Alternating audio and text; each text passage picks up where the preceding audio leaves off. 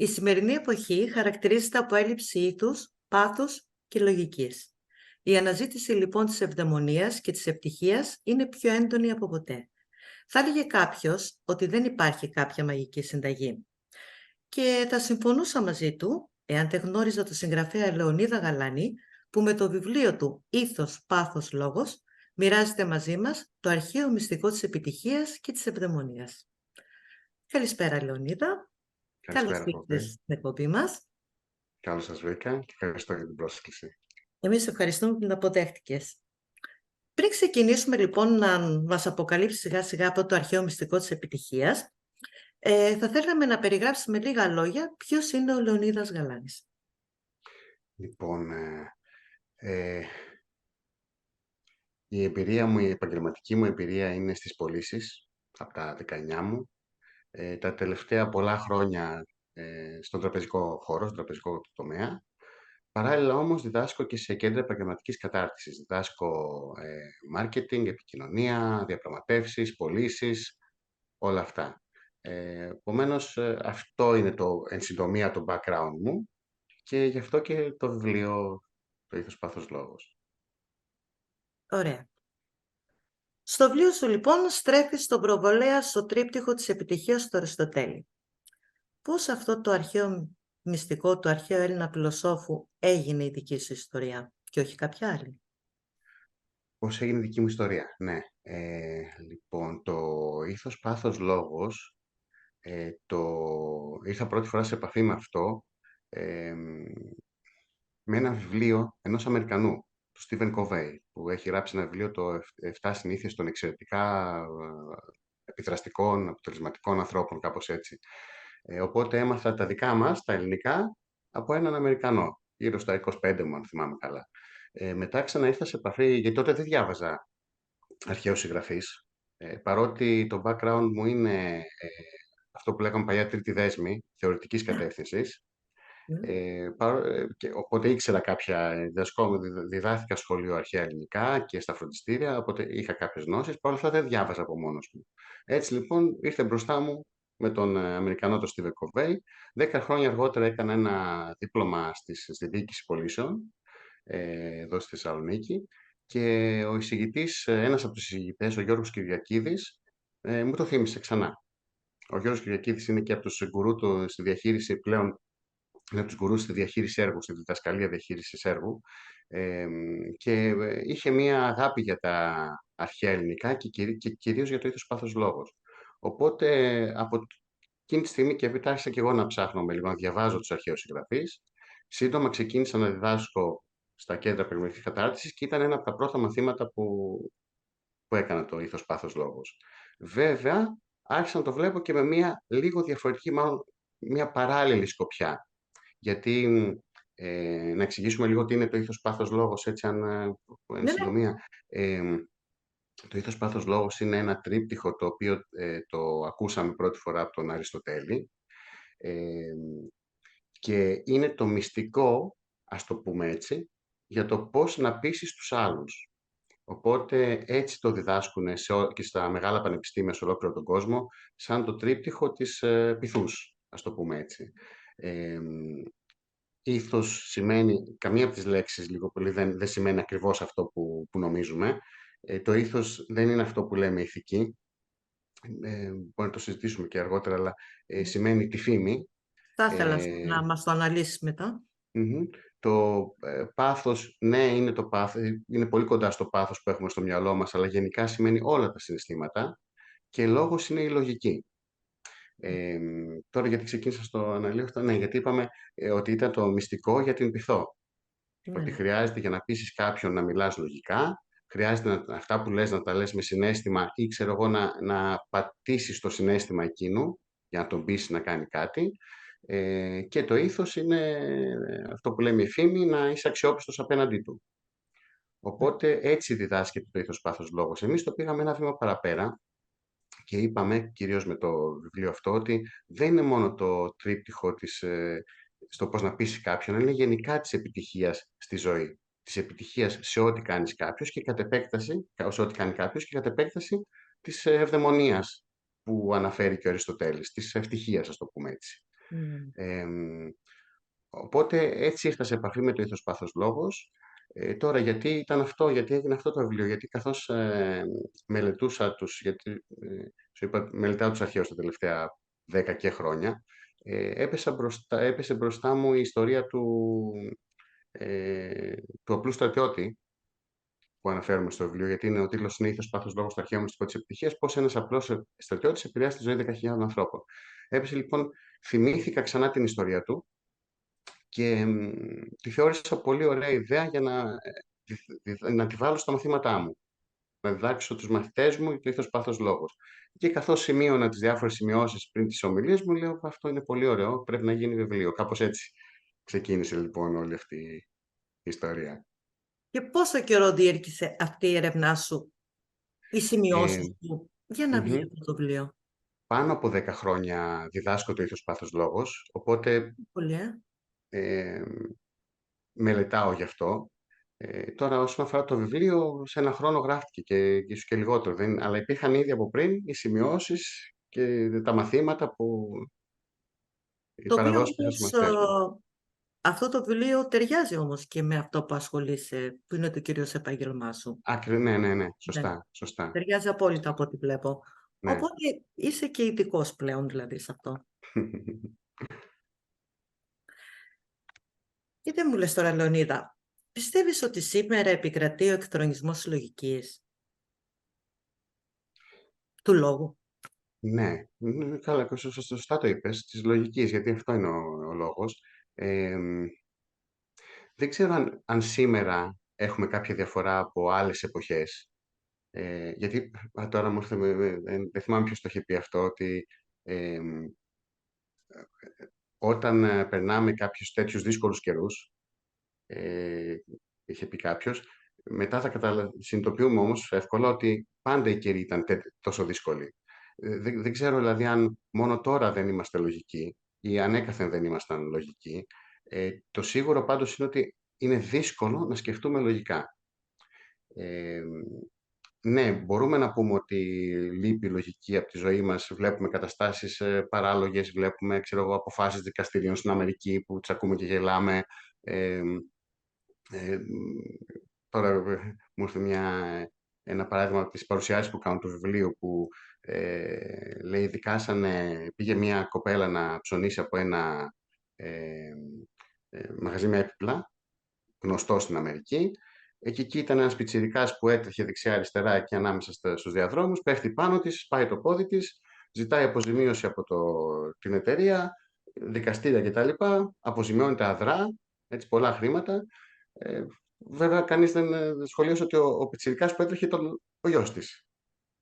Έτσι, δηλαδή, οπότε βλέπουμε παράλογα πράγματα στη ζωή μας έτσι, και τώρα, αλλά φαντάζομαι αυτό υπήρχε σε όλες τις εποχές. Το θέμα είναι εμείς πώς θα μπορέσουμε να σκεφτούμε λογικά, που δεν είναι καθόλου εύκολο.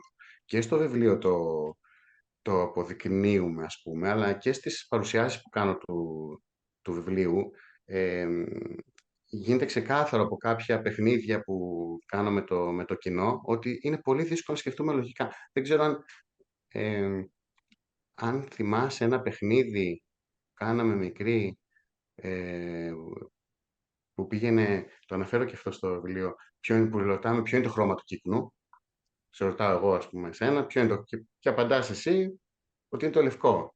Το ξέρεις το παιχνίδι αυτό, Εμείς δεν το παίζαμε, αλλά οκ. το παίζουν τώρα όμως. Οπότε, με μία ταχύτητα, ποιο είναι το χρώμα του κύκνου, μου απαντάς εσύ. Πες μου αν θέλεις την απάντηση. Ποιο είναι το χρώμα του κύκνου. Το πρώτο, μου το κάνανε προχτές στις Αγίες Εκατερίνης. Προσπαθούσαν να το κάνουν με την ντομάτα. Α, Οπότε ναι. σπατώ και δεν θα την πατήσω. Το ρωτάς με μία ταχύτητα, ποιο είναι το χρώμα του Ναι. κύκνου, σου απαντάει όλος Οπότε συνειρμικά πας στο λευκό. πρώτο. Στο τέλος ρωτάς τι πίνει η Αγελάδα και απαντάνε όλοι γάλα, γιατί πάει το λευκό. Δηλαδή υπάρχουν πολλοί λόγοι που μας δυσκολεύουν να σκεφτούμε λογικά. Υπάρχει θόρυβος, υπάρχουν αυτά που λέμε τα στερεότυπα.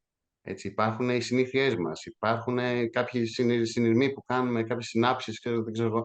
Είναι δύσκολο να σκεφτούμε λογικά.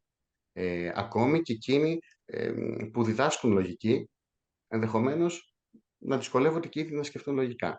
Γι' αυτό στο βιβλίο δείχνουμε τρόπους πώς να προσεγγίσουμε όσο δυνατόν καλύτερα, να μπορούμε να σκεφτούμε λογικά για να αποφύγουμε παγίδες και οτιδήποτε άλλο. Και ποιος ορίζει το ποιο είναι αυτό το λογικά? Ποιος ορίζει αυτό ποιο είναι το λογικά? Σωστό. Αν δεν μπορούμε να το ορίσουμε Με και μόνοι μας, έτσι. Ακόμη τι και αυτό κάνει είναι η μια δύσκολη πλειοψηφία? διαδικασία, γιατί... Πώς? Συγγνώμη. Τι κάνει η πλειοψηφία? Τι κάνει Όχι ο πάντα. περισσότερος κόσμος? Αυτό Δεν είναι το σημαίνει ότι κάνει λογικό, το περισσότερο σε το λογικό. λογικό. Το λογικό αποδεικνύεται, γιατί το λογικό είναι μαθηματικά. 1 και 1 κάνουν 2. Μία είναι η λογική, δεν έχει πολλές λογικές. Βέβαια υπάρχουν κάποιες θεωρίες έτσι, πιο φιλοσοφικές, με περισσότερες λογικές, αλλά ας μην πάμε σε αυτό. Ας συμφωνήσουμε προς το παρόν ότι η λογική είναι μία. 1 και 1 κάνουν 2. Τελείωσε. Αυτό είναι. Δεν μπορεί να κάνει 4. Δεν μπορεί να κάνει 5. Οπότε υπάρχει το λογικό. Δεν μπορούμε να το ξέρουμε ενδεχομένως από την αρχή ποια είναι η λογική απόφαση, γιατί δεν έχουμε όλες τις πληροφορίες. Ναι, ναι. Δεν έχουμε τη γνώση, δεν έχουμε πολλά. Άρα χρειαζόμαστε γνώση για να σκεφτούμε λογικά. Χρειαζόμαστε να έχουμε πρόσβαση στην πληροφορία που καμιά φορά αποκρύπτεται. Χρειαζόμαστε πολλά και φυσικά χρειαζόμαστε να ελέγξουμε αυτό που θέλουμε με κάποιον μέντορα, λέμε στο βιβλίο. Δεν μπορούμε μόνοι μας 100% να σκεφτούμε να πάρουμε μια σωστή απόφαση. Πάντα χρειάζεται να το ελέγχουμε και με κάποιον άλλον που θεωρούμε εξίσου και ακόμη πιο λογικό από εμάς, ας το πω κάπως έτσι. Μάλιστα. Πολύ δύσκολο κομμάτι όμως αυτό. Πολύ δύσκολο. Ακριβώς. Για να συνεχίσουμε τώρα. Μια και ασχολείσαι και με τις πωλήσεις. Είσαι ειδικός σε αυτό το τομέα. Πιστεύεις ότι σήμερα στερούνται οι πολιτές σε αυτό το τρίπτυχο του είδους, πάθους και λόγου? Αν στέλνονται οι πολιτές στο τρίπτυχο. Ε, οι Αναφέρομαι πολιτές και στο μάλλον παράδειγμα που έδειξες με το καναπέ. Εκεί που πραγματικά έτσι γίνεται. στο βιβλίο, Έτσι Σω- γίνεται, ναι. Σωστά, σωστά. Δεν θα κάνω spoiler, δεν θα το πω το συγκεκριμένο παράδειγμα, Όχι, αλλά να ναι, το εκείνο ήταν διαβάσουν. Έχει ενδιαφέρον να το Τι λες? βρουν. Ναι, ναι, Έχει σωστό. ενδιαφέρον να το βρουν, να το διαβάσουν. Εκεί ήταν εξαίρεση, γιατί γενικά οι πολιτές έχουν ήθος πάθος λόγου. Με ποια έννοια? Ένας πολιτής για να πουλήσει, και πολλοί πολιτές είμαστε όλοι. Ναι. Ακόμη και αν δεν έχω ένα προϊόν για να πουλήσω σε κάποιον άλλο, πουλάμε τις ιδέες μας. Ακόμη σε ποια ταινία θα δούμε, ε, και θέλω εγώ να πάμε σε μια συγκεκριμένη ταινία, θα στο πουλήσω για να πάμε εκεί. Πού θέλετε να πάμε, παιδιά, να φάμε? Κάποιος λέει ότι δεν θέλω να πάμε εκεί, προσπαθεί να το πουλήσει στους υπόλοιπους. Όλα είναι μια πώληση. Οι πολιτές έχουν ήθος πάθος λόγο, σχεδόν κατά κανόνα. Με ποια έννοια? Γιατί είπαμε ήθος σημαίνει η αξιοπιστία. Άρα, αν κάποιος από την παρέα που δεν θεωρούμε ότι ξέρει από καλό φαγητό, άμα είναι πολύ λεπτός, ενώ κάποιος πιο εύσωμος, ξέρει. Θα τον εμπιστευτούμε. Δεν έχει ήθος ο άλλος απέναντί μας αξιοπιστία. Ε, Χρειάζεται δηλαδή η αξιοπιστία, το ξέρει ο καλός πολιτής, το ξέρει ο πολιτής. Χρειάζεται το πάθος. Άμα δεν πει, παιδιά, να πάμε εκεί να φάμε, είναι πολύ νόστιμο. Πήγα προχθές, έτσι δεν θα μας παρασύρει σε όλο αυτό. Και φυσικά και η λογική, να χρησιμοποιήσει μια μέθοδο πώς Το θα πουλήσει μας αυτό. πείσει για αυτό που θέλει. Επομένως, οι πολιτές έχουν ήθος πάθος λόγο. Τι δεν έχουν ίσως, όχι μόνο οι πολίτες, όλοι μπορούμε να βρούμε, ίσως αν εξετάσουμε το ήθος με την έννοια της ηθικής. Εκεί θα μιλήσουμε λίγο διαφορετικά. Γιατί όλοι όταν ακούμε τη λέξη πολιτής, έχουμε στο μυαλό μας κάποιον που μιλάει πολύ, που προσπαθεί να μας...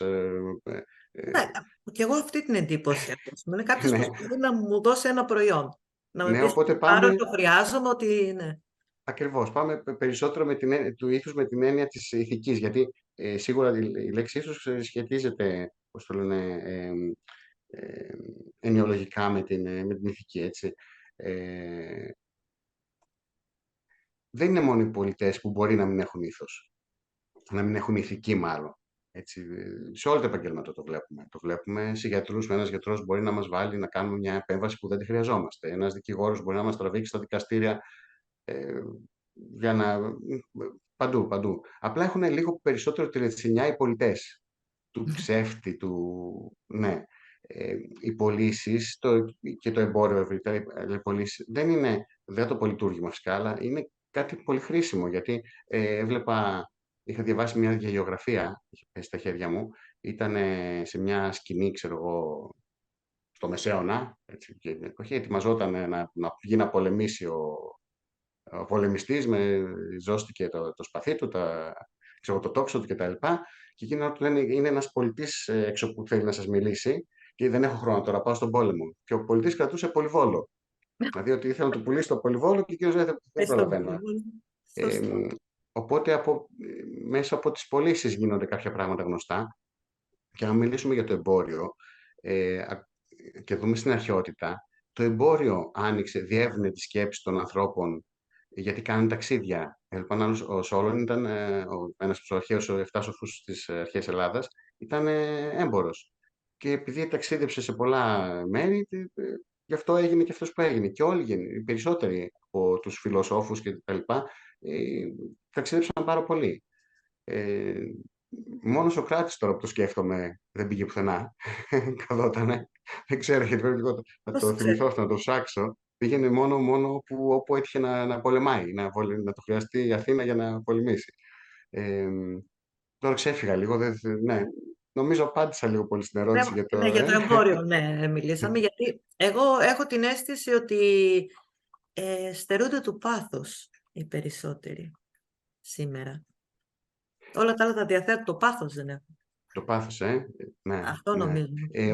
Όταν περνάμε λίγο δύσκολα, ή νομίζουμε πως περνάμε δύσκολα, γιατί δεν ξέρουμε ποια είναι η σύγκριση με άλλες εποχές που λίγο πολύ είπαμε πριν, η διάθεσή μας δεν είναι τόσο χαρούμενη ώστε να μπορέσουμε να έχουμε και ένα πάθος, αλλά πρέπει να το καλλιεργήσουμε, γιατί χωρίς πάθος πρέπει να βρούμε τρόπους, κάτι να παθιαστούμε. Ναι, Και το πάθος τι είναι? Το πάθος είναι αγάπη. Να βρούμε κάτι που να μας ευχαριστεί, γιατί όταν αυτό που κάνουμε μας ευχαριστεί, αν αυτό που κάνουμε δεν μας ευχαριστεί, ας το αλλάξουμε. Ή να βάλουμε κάτι παράλληλα για να μας κάνει πιο ευτυχισμένους. Χρειαζόμαστε το πάθος. Χωρίς αυτό δεν μπορούμε να είμαστε ούτε... Να μου θυμίσει αυτό που με έλεγαν οι γονείς μου, ότι τυχερός αυτός που αύριο μεθαύριο θα έχει σαν επάγγελμά του το χόμπι του. Βέβαια, Είναι κάτι ακριβώς. που του αρέσει, οπότε αν βιοπορίζεσαι και από αυτό είναι ακόμα καλύτερα. Ναι, και τριγύρω μου τουλάχιστον έχω πάρα πολλά παραδείγματα που κάποιος έκανε μια δουλειά και είχε παράλληλα και ένα χόμπι και τελικά με το χόμπι του το έκανε επάγγελμα γιατί ήταν αυτό που αγαπούσε περισσότερο. Παθιαζόταν στην ουσία, Για πες μου τώρα, εάν κάποιος τελικά καταφέρει και εφαρμόσει αυτό το τρίπτυχο που συζητάμε, θα ξεφύγει έτσι από αυτό το διαχρονικό εγκλωβισμό στην κοινωνική αποτυχία και τη δυστυχία που ο καθένας νιώθει ότι έχει σήμερα? Ναι, εμείς αυτό ισχυριζόμαστε στο βιβλίο. Το ήθος πάθος λόγος θα μας βοηθήσει σε κάθε περίπτωση να είμαστε πιο επιτυχημένοι σε ό,τι κάνουμε και να νιώσουμε πιο ευτυχισμένοι. Δεν είναι μια ακόμη βέβαια συνταγή επιτυχίας. Υπάρχουν πολλές συνταγές επιτυχίας, πολλά βιβλία, πολλές θεωρίες και όλες ενδεχομένως να δουλεύουν, να μπορούν να φέρουν αποτέλεσμα. Εμείς τώρα με το ήθος πάθος λόγος ξεφεύγουμε λίγο από αυτές τις θεωρίες που χρειάζονται και αυτές του στυλ πίστεψέ το και θα γίνει ή ξέρω εγώ θετική σκέψη. Ναι, χρειάζονται. Οπωσδήποτε και τα αναφέρουμε και εμείς και στο βιβλίο, ότι είναι απαραίτητο συστατικό, αλλά είναι ένα συστατικό. Δεν μπορεί κανείς να επιτύχει και να νιώθει ευτυχισμένος άμα δεν δουλέψει. Δεν χρειάζεται και σκληρή δουλειά. Χρειάζεται και το κατάλληλο marketing. Όλα αυτά τα λέμε, όλα αυτά τα περιλαμβάνει το ήθος πάθος λόγος. Δηλαδή είναι μια λίγο πιο ορθολογιστική προσέγγιση και αυτή είναι η διαφορά του συγκεκριμένου βιβλίου από όλα τα άλλα που κυκλοφορούν αντίστοιχα το πώς θα γίνουμε πετυχημένοι ή οτιδήποτε άλλο. Εδώ γενικά θα πρέπει να αλλάξει όλη τη συμπεριφορά του. Ο τρόπος που σκέφτεται, ο τρόπος που δρά, όχι ένα κομμάτι. Ναι, ή τουλάχιστον ξέρουμε τι πρέπει να κάνουμε. Λίγο πολύ όλοι το γνωρίζουμε. Ναι, συμφωνώ απολύτως. Απλά εκεί θα μας βάλει λίγο στην τροχιά ότι αφού το ξέρεις, κάντο. Κάποια στιγμή Αυτό, ναι. πρέπει να το κάνεις. Από ό,τι ενημερώθηκα στα μελλοντικά σου σχέδια, είναι η μετάφραση του βιβλίου σου στην αγγλική και στη γερμανική γλώσσα. Είσαι έτοιμος Ναι. λοιπόν να το αποκαλύψεις και στον υπόλοιπο κόσμο? Έχω την μετάφραση, τη γερμανική μετάφραση από μια καλή μου φίλη στα χέρια μου,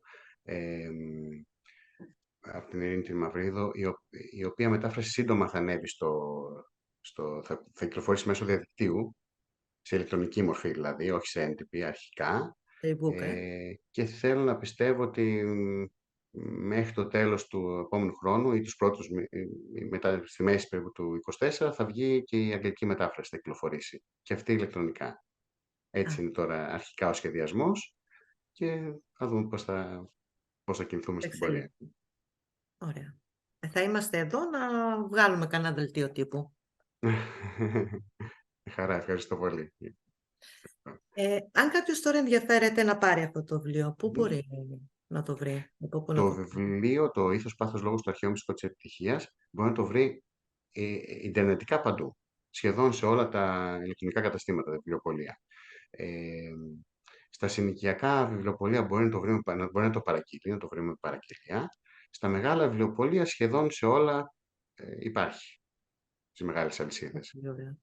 Και υπάρχει φυσικά και σε κάποια συνοικιακά καταστήματα, αλλά λιγότερα. Πώς από τον Έλληνα φιλόσοφο Αριστοτέλη βρεθήκαμε στο Μεγαλέξανδρο? Στο βιβλίο, πώς βρεθήκαμε τον... ναι, καταρχάς να πω και στους θεατές ότι αυτό που γνωρίζεις ήδη, ότι δεν είναι ο Μέγας Αλέξανδρος ο απλός στρατιώτης του βιβλίου, έτσι, γιατί το βιβλίο είπαμε είναι ήθος πατρός του αρχαίου μυστικού της επιτυχίας, πώς ένας απλός στρατιώτης επηρεάσει τη ζωή 10.000 ανθρώπων. Δεν είναι ο Μέγας Αλέξανδρος αυτός ο στρατιώτης που επηρεάσει τη ζωή 10.000 ανθρώπων, αλλά θα το αφήσουμε μυστικό για ποιος είναι ο στρατιώτης, το δει κάποιος στο βιβλίο, αλλά φυσικά μιλάμε πολύ για τον Μέγα Αλέξανδρο. Έχει πάρα πολλά ανέκδοτα, πάρα πολλές ιστορίες με το Μέγα Αλέξανδρο το βιβλίο, για πολλούς λόγους. Ο πρώτος είναι ότι ο Μέγας Αλέξανδρος είναι ο πιο διάσημος Έλληνας όλων των εποχών. Αυτό γνωρίζουν έξω, περισσότερο από οποιοδήποτε άλλο Έλληνα. Ένας άλλος λόγος είναι ότι ήταν μαθητής του Αριστοτέλη, εκείνο που εμπνεύστηκε το τρίπτυχο, το ήθος, πάθος, λόγος. Του πιο διάσημου, τον Αριστοτέλη, τον λέω το πιο διάσημο χαλκιδικιώτη όλων των εποχών. Δεν μπορώ να τον πω Μακεδόνα, και οι δύο Μακεδόνες ήταν, κερδίζει στα σημεία ο Μέγας Αλέξανδρος. Και ο τρίτος λόγος είναι ο εξής, ότι ο Μέγας Αλέξανδρος εφήρμοσε πολύ το ήθος, πάθος, λόγος σε πολλές εκφάνσεις της ζωής του. Το βλέπουμε παντού στις ιστορίες του Μεγάλου Αλεξάνδρου. Και έχει λίγο ενδιαφέρον το εξής. Ο Μέγας Αλέξανδρος ήταν μαθητής του Αριστοτέλη. Ο Αριστοτέλης ήταν μαθητής του Πλάτωνα. Και ο Πλάτωνας μαθητής του Σωκράτη.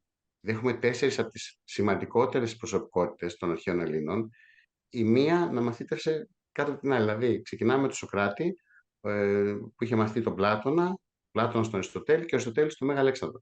Και ποιο είναι το εντυπωσιακό εδώ? Ότι ακόμη και αυτή η διαδικασία της διδασκαλίας και της μάθησης μέσα σε αυτούς τους δασκάλους, τους φιλοσόφους, εμπεριείχε το ήθος, πάθος, λόγος. Τι εννοώ? Τώρα τι κάνουμε όταν θέλουμε να πάμε σχολείο? Βλέπουμε πού μας κατατάσσει, πού είναι το σχολείο της γειτονιάς μας. Έτσι, πάμε σε έναν δάσκαλο που θα μας τύχει. Όποιος δάσκαλος είναι αυτός, έναν καθηγητή, δεν τους ξέρουμε από πριν. Τότε τι κάνανε? Διαλέγαν το δάσκαλο.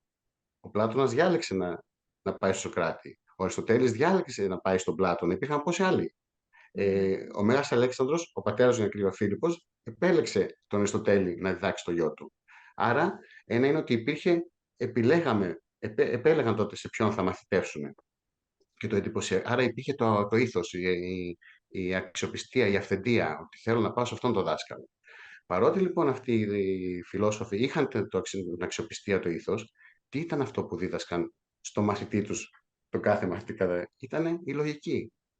Δηλαδή έχουμε τον Σωκράτη σε έναν διάλογο στο Φέδρο να λέει κάποια στιγμή στη συζήτηση εκεί, να λέει ο μαθητής του ο Φέδρος ότι ξέρεις, ναι, αυτό πρέπει να γίνει γιατί το είπε και ο Ιπποκράτης. Έτσι, μια μεγάλη μορφή, αρχαίος Έλληνας γιατρός. Και του λέει ο Σωκράτης, ναι, πολύ σωστά το λες, το είπε ο Ιπποκράτης, είναι σημαντικό, Αλλά πρόσεξε, του λέει, πρόσεχε να βάλεις και τη δική σου λογική. Ταυτόχρονα, ενώ ήταν ο Σοκράτης, ο μεγάλος Σοκράτης που δίδαξε τον Πλάτωνα, του λέει: Ναι, ναι. Πλάτωνα, σκέψου μόνος σου. Ο Πλάτωνας που δίδαξε τον Αριστοτέλη, σκέψου μόνος σου. Αυτό υπάρχει, νομίζω, η φράση και του Αριστοτέλη που λέει: Αγαπώ τον Πλάτωνα, τον δάσκαλό μου, αλλά αγαπώ περισσότερο την αλήθεια. Δηλαδή, ενώ τον αγαπώ, έχει ήθος απέναντί μου, ε, η αλήθεια είναι πιο σημαντική. Θα βάλω και τη δική μου λογική να σκεφτώ και είχαν και κόντρες μεταξύ τους. Είναι εντυπωσιακό αυτό ότι είχαν. Μαλώναν όλοι. Ο Σοκράτης με τον Πλάτωνα, κυρίως ο Αριστοτέλης με τον Πλάτωνα, μαθητής με τον δάσκαλο. Ή ο Μέγας Αλέξανδρος με τον Αριστοτέλη. Ε, και ο κάθε ένας βέβαια βλέπουμε ότι υπήρχε μια εξέλιξη. Ο Μέγας Αλέξανδρος, για παράδειγμα, ξέφυγε που ταξίδεψε με τις εκστρατείες του, δηλαδή, που γνώρισε άλλους λαούς, ξέφυγε από τον ελιτισμό του Αριστοτέλη, που πίστευε ότι οι Έλληνες είμαστε και κανένας άλλος δεν υπάρχει. Άρχισε να ντύνεται με τα ρούχα, δεν ξέρω αν να φοράει τις ενδυμασίες των λαών που κατακτούσε και όλα αυτά. Οπότε ακόμη και η διδασκαλία, ο τρόπος διδασκαλίας εμπεριείχε το ήθος πάθος λόγος. Γι' αυτό από τον Αριστοτέλη πάμε στον Μέγα Αλέξανδρο και χρησιμοποιούμε πάρα πολλά παραδείγματα. Ελπίζω να μην σας κούρασα με αυτό. Όχι, γιατί έτσι λίγο να δείξουμε και το πλοίο Ναι, που ναι. δεν θα το δείξει ακόμα. Γιατί ίσως και λίγο έτσι στο εξώφυλλο μπερδεύεται ο άλλος ήθος, πάθος, λόγος, το αρχαίο μυστικό της επιτυχίας και μετά πώς ένας απλός στρατιώτης επηρέασε τη ζωή 10.000 ανθρώπων. Η αλήθεια είναι ότι οι περισσότεροι μου είπαν ότι δεν ξέραμε τι θα διαβάσουμε. Δηλαδή, Ναι, δεν σε παραπέμπει σε ένα βιβλίο αυτοβοήθειας και μάλλον σε ένα βιβλίο που θα πρέπει να το κάνουμε βίβλο για την καθημερινότητά καλά. μας. Κι όμως η έκπληξη κρύβεται μέσα. Σε μια συζήτηση, μάλλον σε μια κριτική του βιβλίου που έγραψε μια κοπέλα, η Φανή, ξεκινάει, είχε πάρει στα χέρια, δεν με ήξερε, δεν την ήξερα και λέει, βλέπω έξω τον τίτλο «Ήθος, πάθος, λόγος», αρχαία δηλαδή κάτι, βλέπω την αρχαία, την πρωτομύτηνα και γυρνάω δίπλα από μέσα μάλλον που έχει τη φωτογραφία, αυτός είναι φαλακρός και φαίνεται και λίγο γυμνασμένος, ξέρω εγώ. Όχι, λέει, τι θα διαβάσω τώρα. Η πρώτη εντύπωση δηλαδή ήταν κάπως περίεργη. Είναι κάποιο ρητορικό βιβλίο και όμως είναι τα βαριά αυτά τα βιβλία, τα κατανόητα. Και όμως είναι ένα εκπληκτικό βιβλίο. Πραγματικά Καλά, σε από ευχαριστώ την πολύ. κάθε σελίδα κερδίζει κάτι ο αναγνώστης. Και προχωράω τώρα εδώ πέρα και διαβάζω αυτούς τους πολύ έξυπνους τίτλους που έχεις βάλει. Στοχεύσατε, είναι μία, δεν υπάρχει άλλη καμία. Προβληθείτε στη βιτρίνα, δεν θα συνεχίσω. Αλλά περισσότερο μου άρεσε η παρότρισή στο βιβλίο «Περιτυλιχτείτε σαν δώρο». Θεωρείς ότι το φαίνεστε παίζει σημαντικό ρόλο για την επιτυχία? Και αν ναι, μπορείς να μας το αναλύσεις? Ναι, το περιτυλιχτείτε, αν και δεν το περίμενα, όντως είχε επιτυχία σαν τίτλος. Μου το σχολίασαν πολλοί αναγνώστες του βιβλίου. Ε, ναι, καλός ή κακός, το φαίνεστε παίζει πολύ μεγάλο ρόλο. Και το φαίνεστε εντάσσεται στο ήθος, στην φήμη, στην αξιοπιστία. Ο Αριστοτέλης έλεγε ότι η καλύτερη συστατική επιστολή είναι η ομορφιά. Ο ίδιος ο Αριστοτέλης. Έχουμε ένα άλλο κάτι έρευνες είχαν γίνει στα μέσα του προηγούμενου αιώνα, το 1950, δεν θυμάμαι ακριβώς πότε, και είχαν καταλήξει στο φαινόμενο του φωτοστεφάνου, που είναι το εξής, ότι σου λέει ότι άμα βάλουμε δύο ανθρώπους, το κάνανε σε κάτι πειράματα στο στρατό και ρωτούσαν τους περαστικούς, βάλαν δύο ανθρώπους, ένας πιο όμορφος από τον άλλον, με διαφορά και έλεγαν ποιος από τους δύο είναι ο ανώτερος σε βαθμό, ο στρατηγός ας πούμε. Και όλοι δείχναν τον πιο όμορφο. Έτσι. Έχουμε και μια ιστορία με τον Μέγα Αλέξανδρο που το αποδεικνύει, μάλλον που φαίνεται το ίδιο πράγμα και στην ιστορία αυτή, όταν έπεσαν στα χέρια του η σύζυγος, οι κόρες και η μητέρα του Δαρίου, πήγε κάποια στιγμή να τις δει. Πήγε μαζί με τον Ηφαιστίωνα και είχαν τα ίδια στολή, φορούσαν την ίδια στολή. Ο Ηφαιστίωνας ήταν πιο ψηλός. και πιο όμορφος, ας πούμε, πιο ψηλό, γιατί και ο Μέγας Αλέξανδρος από ό,τι διαβάζουμε ήταν όμορφος στην εμφάνιση. Ήταν Ε, κοντούλη. Οπότε με το που μπαίνουν μέσα και που τους είχαν στη σκηνή τους, μάλλον δεν τις πειράξαν καθόλου στη σκηνή τους, η μητέρα του Δαρίου έπεσε στα γόνατα, ξέρω, και παρακαλούσε τον ηφαιστίωνα, ξέρω για αυτά που ήθελε να του ζητήσει. Νόμιζε ότι εκείνος ήταν ο Μέγας Αλέξανδρος. Έτσι και λέω, παιδιά, εγώ είμαι. Αλλά ακόμη και εκεί η εμφάνιση έπαιζε ρόλο σημαντικό. Είναι αυτό που για τα στερεότυπα ε, στο, στην παρουσίαση του βιβλίου, καμιά φορά κάνουν ένα παιχνίδι με το κοινό και τους διαβάζουν ένα παραμύθι. Δεν θα στο πω όλο τώρα, αλλά το παραμύθι αναφέρεται σε δύο μάγισσες, σε έναν βασιλιά μάλλον, που στην περιοχή του έχει και δύο μάγισσες. Η μία είναι η Γκόργα, ξέρω εγώ, που είναι άσχημη, ζει σε μια σπηλιά, με υγρασία, ξέρω κτλ. Και η άλλη είναι η Γκουέντολιν, η οποία είναι μια μάγισσα που φοράει έτσι λευκό φόρεμα με αστραφτερά στολίδια. Ε, δεν είναι δικό μου το παραμύθι. Μπορεί κάποιος να το βρει στο διαδίκτυο. Λέγεται «Οι μάγισσες του Γκλάμ», Ναι. αν θυμάμαι καλά. Και στο τέλος του παραμυθιού, αφού εξελιχθεί η ιστορία, ρωτάω καμιά φορά στους μαθητές μου, το έκανα πρώτα και έτσι το κάνω και στο σεμινάριο του βιβλίου. Κάποιες από τις ερωτήσεις είναι ποια ήταν η κακιά μάγισσα. Η Γκρόγκα, όπως τη λένε, ή η Γκουέντολιν. Και λένε η Γκρόγκα φυσικά. Αλλά στο παραμύθι δεν είπαμε πουθενά ότι είναι κακιά. Είπαμε ότι είναι άσχημη. Ναι, σκέψου πως ακόμη και στο προφορικό, Λόγο. Πώς ναι, επηρεάζει έτσι, ναι. πόσο τα στερεότυπα μας έχουν τώρα. Λέμε ότι πρέπει να ξεφύγουμε από αυτό, δεν έχει σημασία η εμφάνιση. Δεν ξέρω αν θα ξεφύγουμε ποτέ. Να πω την Οπότε, αλήθεια, νομίζω ότι σήμερα μετράει ακόμα περισσότερο από ό,τι προηγούμενες εποχές. άμα βάλουμε τα κοινωνικά δίκτυα που βλέπετε τι γίνεται, Με αυτά τα like, εννοείται ότι ναι. είναι πολύ περισσότερο από τις άλλες εποχές. Βέβαια, βέβαια έχεις δίκιο, σωστά. Το οποίο Οπότε, ναι, είναι λίγο αφού αυτό ψεύτικο υπάρχει, σήμερα όμως, έτσι. πολύ ψεύτικο, ναι. Ναι. Αλλά εφόσον υπάρχει, πρέπει, χωρίς να κάνουμε τις υπερβολές που βλέπουμε στα κοινωνικά δίκτυα, πρέπει να δούμε, και αυτό λέμε Είναι το στο βιβλίο, πάθος εδώ. Το πάθος λειτουργεί. που Θα το ξεφεύγει. κάνω καλύτερα, ναι.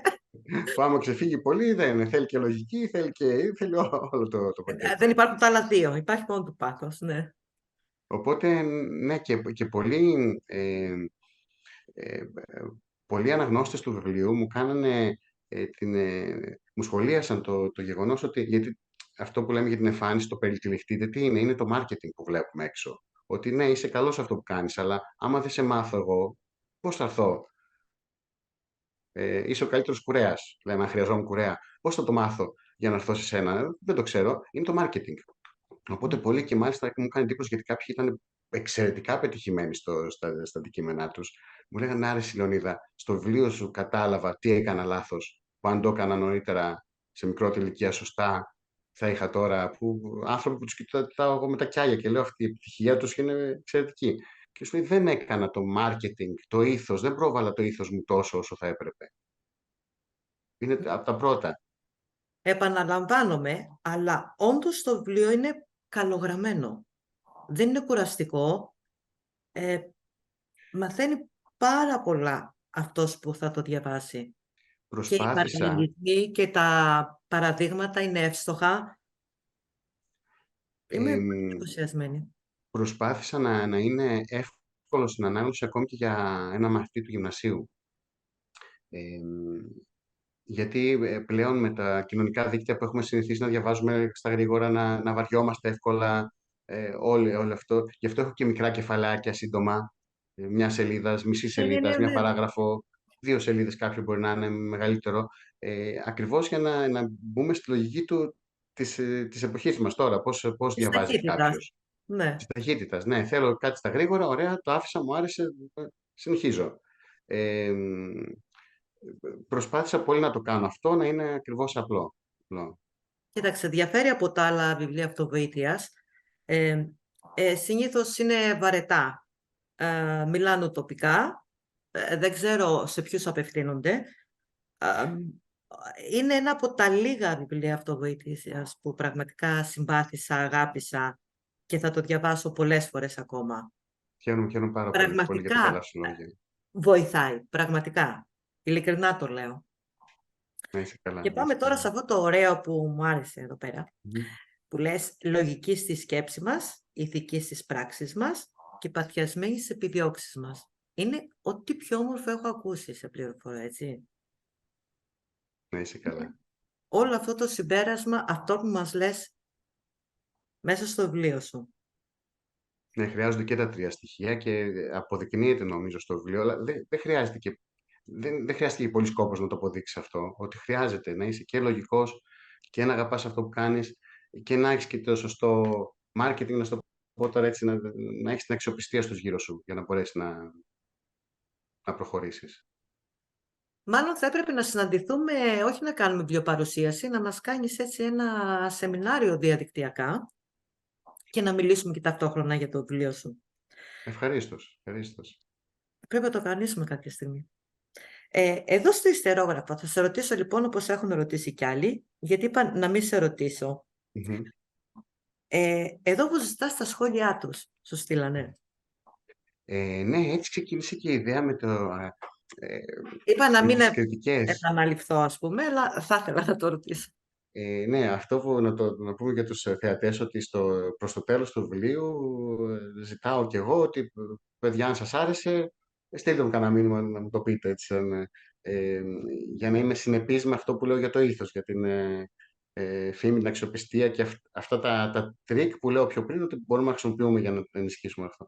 Ε, Οπότε άρχισαν κάποιοι, στην αρχή ήταν φίλοι, μετά ήταν και άγνωστοι που με πήραν τηλέφωνο και μου πάνε, ξέρεις, φίλε, δεν σε ξέρω, αλλά έπιασε το βιβλίο στα χέρια μου και μου άρεσε. Και έτσι ξεκίνησε και η ιδέα να ανεβάζω στα κοινωνικά δίκτυα πολλές κριτικές για το Από τους βιβλίο. αναγνώστες, έτσι. Ναι, δηλαδή όταν με έπαιρνε κάποιος τηλέφωνο ή μου στέλνε στο Messenger και με έβρισκε και μου έλεγε, ξέρω εγώ, μου άρεσε αυτό, της απαντούσα, μπορώ να το έχω γραπτός, μπορώ να το κοινοποιήσω. Θες να μου δώσεις και μια φωτογραφία σου να το... Και άμα Οπότε δει... έτσι έχεις και μια διάδραση με τον αναγνώστη σου. Ναι, ναι, και είναι πολύ μεγάλη χαρά και ένας άνθρωπος μόνο να σε πάρει και να σου πει, ξέρεις αυτό που μου είπε, κάποια στιγμή μια φίλη πλέον, μιλήσαμε, μου λέει, ξέρεις, το έχω ένα μήνα το βιβλίο και με βοήθησε στην καριέρα μου. Και λέω, πότε πρόλαβε. Δηλαδή, ένα μήνα, δεν θα πω τι μου είπε, αλλά ήταν πραγματικά κάτι που έτυχε σε εκείνη να τη βοηθάει πολύ που αναφέρουμε στο βιβλίο, που ήταν ακριβώς αυτό που χρειαζόταν για να πάρει άμεσα αποτελέσματα. Και εντύπωσε, δεν το περίμενα ούτε εγώ. Όταν μου είπε ένα μήνα, λέω με δουλεύει, πλάκα μου κάνει. Αλλά ναι, ναι. Οπότε παίρνει πολύ μεγάλη χαρά άμα ε, σε πάρει κάποιο να σου πει ότι όντω τον βοήθησε κάπου αυτό που έγραψε. Μα Φάνηκε αυτός χρήσιμο. είναι ο στόχος που το έγραψες και πραγματικά τον έχεις πετύχει. Να είσαι καλά, να είσαι καλά. Σε ευχαριστώ πολύ. Το ξαναδείχνω για άλλη μια φορά.